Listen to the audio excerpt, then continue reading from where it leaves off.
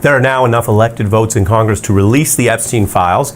And basically, when the shutdown is over, under the current newly elected membership of Congress, there should be the 218 votes to override the Republican opposition and actually release new Epstein Files. So that is a big headline. I'm going to get into that in this breakdown. I'm Ari Melber, the MSNBC anchor, chief legal correspondent. I'm also going to talk about, in this breakdown, this hat, which Steve Bannon sent me, and speaks to one of the big problems we have in America, where you have politicians openly talking about trying to end democracy as we know it.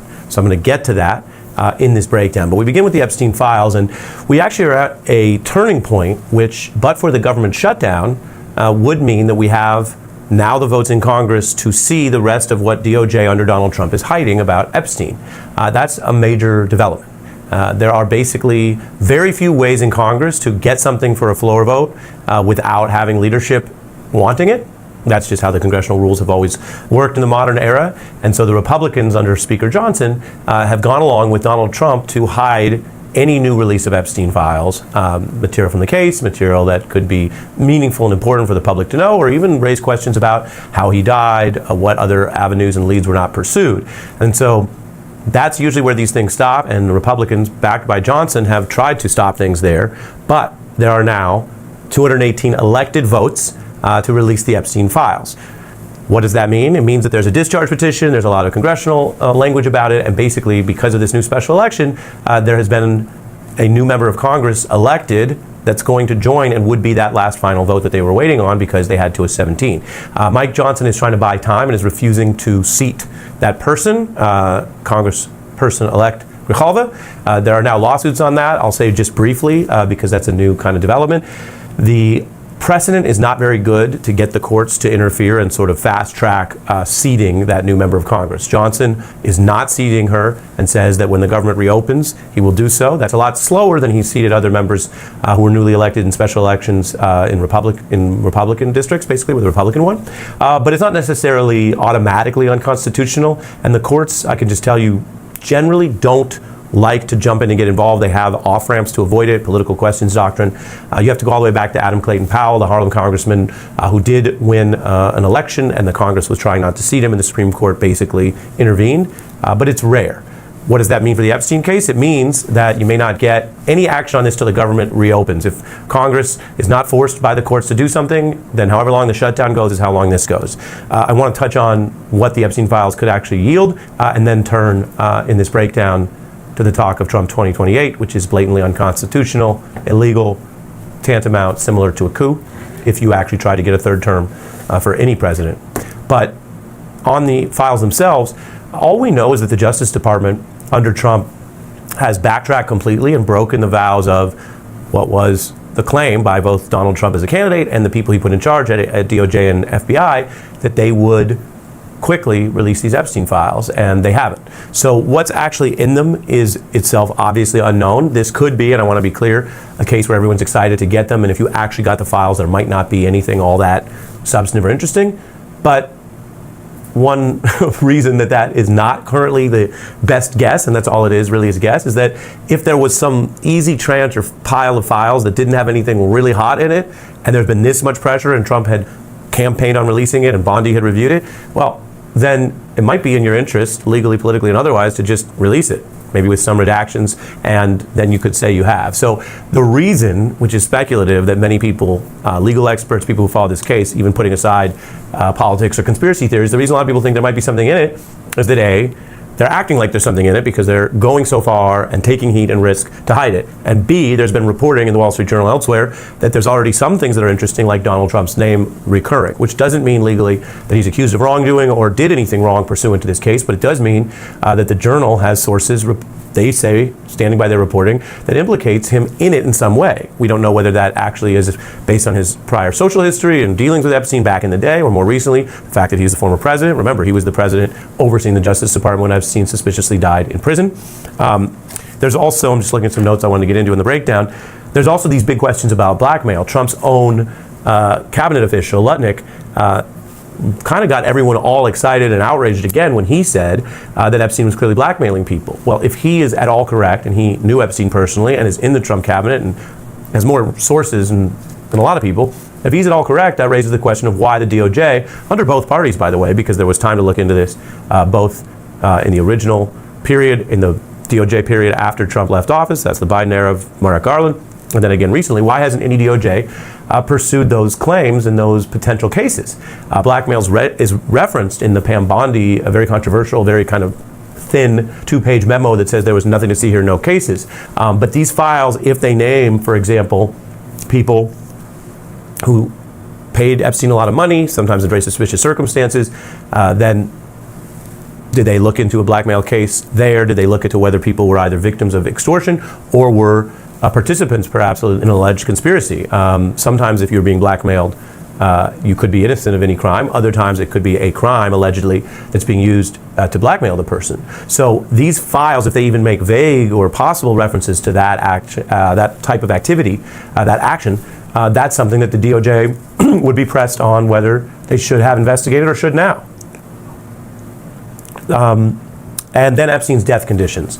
This is something that maintains a lot of interest to people because there were so many suspicious details. I've reported on some of this, as have many others. The Miami Herald has done a lot of reporting on Epstein, both in the early period and then after his suspicious death under the Barr Justice Department in the Trump first term. But among other things, that was investigated by the Inspector General, that's sort of the watchdog of the DOJ, which found that Epstein had reviewed his last will and testament and signed it in front of his lawyers right in the period before the period that he was found dead in his cell. That he made an unauthorized phone call. That people involved in the oversight of his cell, specifically in the BOP, the Bureau of Prisons in that era, had lacked candor, that's sort of the legal term, but ultimately basically had lied to investigators, which raises the question of why. Were they just covering up that they let someone die in custody if it was a suicide, which in that case is bad, or were they covering up something else? So the Justice Department's Inspector General did that investigation and even found those negative things. It is an open question whether you really got access to the full files, whether there would be other details, questions, or things that are somehow suspicious about the circumstances of Epstein's death. So we just don't know. And again, I say that not as a cop-out. I say that to be very clear, because some people like to maybe lean into what you don't know or use it to stoke interest. I'm not at all interested in trying to do that, but to say that from a legal and investigative and journalistic view, those are the types of questions you have going into the files. All right, I want to turn here to the next thing in this breakdown. I'm doing these legal breakdowns. You can always subscribe to my YouTube channel, Ari Melber, like and subscribe and keep up with me. But this is a note I received from Steve Bannon, which says very simply, my name, Trump 2028, and is signed. This came with this hat. And I mentioned this now. He sent this a few weeks back, and I didn't mention it in our coverage, and I don't think we should always over-respond to these types of things or trolling. But now that the president is again discussing an illegal third term, the Speaker of the House, Republican Mike Johnson, dismissed it and said there's no path to that, which is fact-checked true. Legally, there is no path. And this is all back in the news. I want to discuss that as sort of my second topic in this breakdown. Again, just looking at some notes I wanted to share with you guys. The first thing politically that we have to keep in mind is what is true and what the goals are. So if somebody is trying to trick, or the word of the year now, troll you, and you care about truth and evidence, what's really going on politically? Before we even get to the obvious constitutional fact that you can't run for a third term. And I think first is Steve Bannon, who's someone that I've interviewed and reported on and dealt with, is a political communicator. That's something he prides himself on. And he continues to bring up the idea that Trump could be something other than a lame duck. And I say it that way because even before, again, the law, Bannon, who was the leader of the homestretch victorious 2016 campaign, who's been in and out of the White House, may be doing something that is more political than practical here.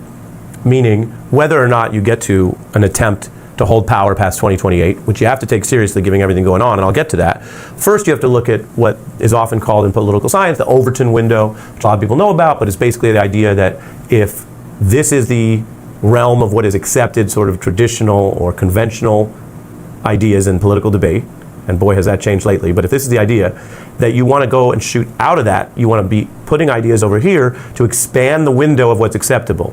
And any side could do that. I mean, as a communications tactic, it's actually neutral, that you could do that around this conservative idea that you want taxes not only low, you want taxes to go to zero. well, no government runs on zero taxes, but just as an example, you could start pushing that idea and get that out there in people's heads so that the negotiation you do offer sounds maybe more rational to some or less extreme than the zero, right? That's just the window. You could do a liberal example, whatever. Here we're talking about something very serious. We're talking about people who were caught trying to overthrow the 2020 election, who were in some cases criminally indicted and convicted. In other cases, we didn't get to trial. Donald Trump in our legal system was never tried on those matters because he actually won re-election when he ran again, as you know, in 24. So in all fairness, some of those were adjudicated, some weren't. But we're dealing with people from Trump on down who did try to overthrow the 2020 election. So when they talk about other plots to mess with the outcome of elections or break laws, we're not starting at neutral. We're starting from the inference of they've done this before, tried it, plotted. But before we get to that, in the Overton window, Donald Trump constitutionally, legally, is a lame duck. Midterms are this year. Maybe he'll do well and he'll be an empowered lame duck, but his time is still running out. And if you look all throughout history, lame duck, when you are headed towards the end of your power as a president, tends to be when you become less relevant. The Congress and others are serving in different terms. Senators are doing 6-year terms. A president who's approaching his last 3, 2, 1 year left is dealing with people who are very much looking past him. And so politically, there is clearly an effort to make Trump seem like he's going to last longer, expand his power. There's also efforts to do that by abusing power, and we can report on that. I cover that a lot. If you're watching, you probably know about that. But if this is a communications tactic, even introducing the very idea that something illegal that can't happen in a democracy like ours is possible, plausible, that expands it. And then you could imagine if he wants some other thing, some other role past 2028, which I'll talk about in a minute, suddenly that sounds like, according to Bannon's pitch, a middle ground from going all the way out here to the idea that we would end democracy and our constitutional rule. So that's number one. You're normalizing other options if you allow that to happen. And so while we've seen this tactic before, you say something's a joke or you let an outside person float it, then you take it back. It's very unpopular if you tell Americans that you don't respect their vote and you want to end democracy, even for those who are very loyal to Trump on other issues. And so we've seen the limits of that. Trump keeps having people basically float this, then back off it. At one point it was a joke, at other points an outside advisor, but it keeps coming up. And so I think that's one part of it. And I mention this because Mr. Bannon sent this to me, and I presume, I don't know who else he sent it to, but he's talking to reporters. He most recently talked to The Economist about it. He's using different methods to put this out there to normalize and launder these ideas. Trump obviously likes doing that. He puts the hats out when he's meeting with Democrats and other things in the Oval Office. And so that's a bit of the strategy part. The fact that they were caught trying to hold on to power and overthrow the 2020 election is the context for all of this. And I got to tell you, just being clear here in the breakdowns I share, I find it really extraordinary sometimes how the country lived through this insurrection. It became the biggest federal probe in our history. And all these people went to jail for crimes against the United States, sedition, violence against police.